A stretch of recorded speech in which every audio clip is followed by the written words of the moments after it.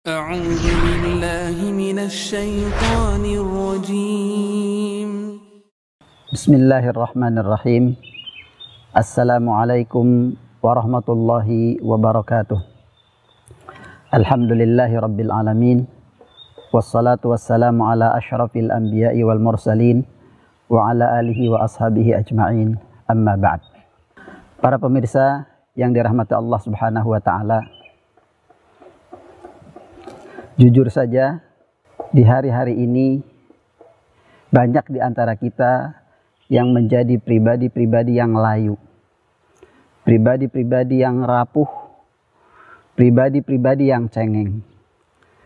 Sedikit saja tertimpa masalah, langsung mengeluh dan mengadu. Tapi mengeluh dan mengadu bukan kepada Allah Subhanahu wa taala, tapi dia mengeluh dan mengadu kepada dunia.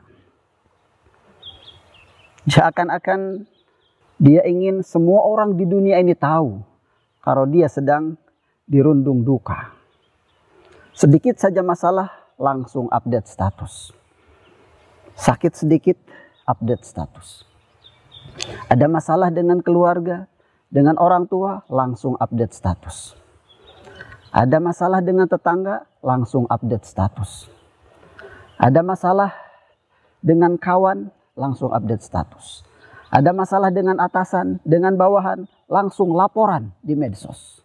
Para pemirsa yang dirahmati Allah Subhanahu wa taala, padahal generasi salaf dahulu itu mereka menjadi pribadi-pribadi yang tangguh, menjadi pribadi-pribadi yang kokoh dan kuat. Dan ketika ada masalah, mereka hanya mengeluh kepada Allah Subhanahu wa taala. Ketika tertimpa duka, mereka hanya mengadu kepada Allah Subhanahu wa taala.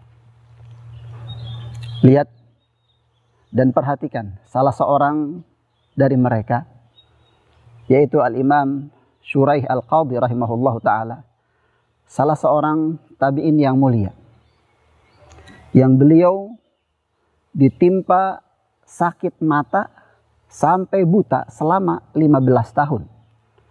Beliau pun tidak mengeluh kepada siapapun dan tidak ada orang yang tahu seorang pun. Maka ketika ada seseorang yang berkeluh kesah di hadapannya, mengeluhkan karena perlakuan kawannya yang tidak menyenangkannya, kemudian beliau pun menasihatinya. Wahai anak saudaraku, lihatlah mataku ini. Kemudian beliau menunjukkan ke salah satu matanya. Mata saya ini tidak melihat sejak 15 tahun.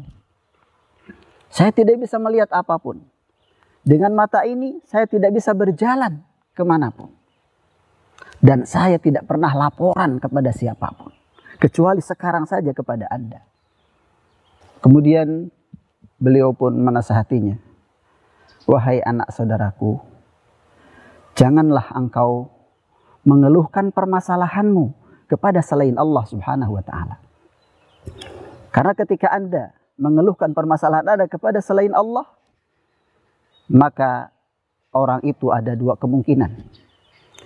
Bisa jadi itu kawan baikmu dan bisa jadi itu musuhmu. Jika itu kawan baikmu, maka dia akan merasa bersedih karena itu.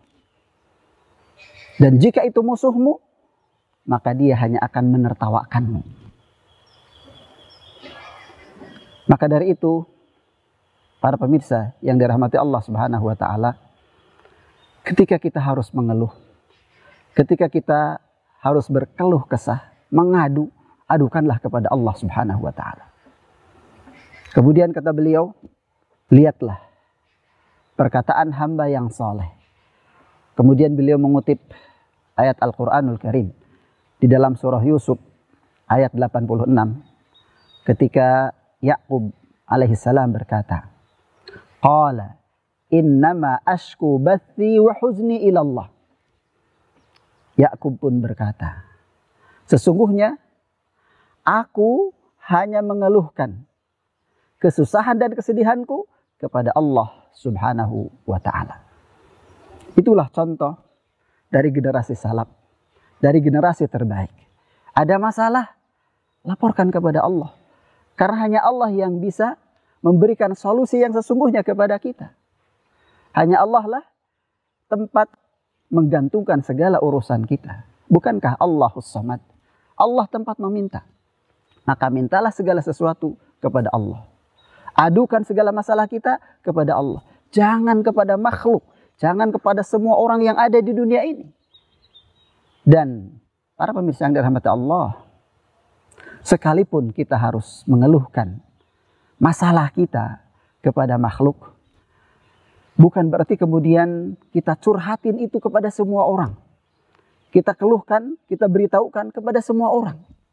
Tapi hanya orang-orang tertentu saja. Jadi tidak bisa kemudian kita update status kita lewat medsos kita.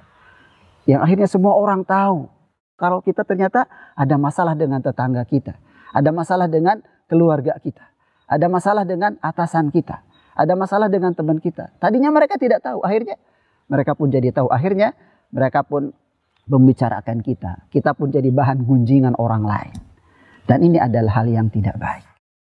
Para pemirsa yang dirahmati Allah Subhanahu wa taala, itulah sedikit faedah dari generasi salaf kita yang mudah-mudahan ini bermanfaat bagi kita semua. Wa sallallahu ala nabiyyina Muhammadin wa ala alihi wa sahbihi wa sallama tasliman katsira. Subhanakallahumma wa bihamdik asyhadu an la ilaha illa anta astaghfiruka wa atubu ilaik. Wassalamualaikum warahmatullahi wabarakatuh.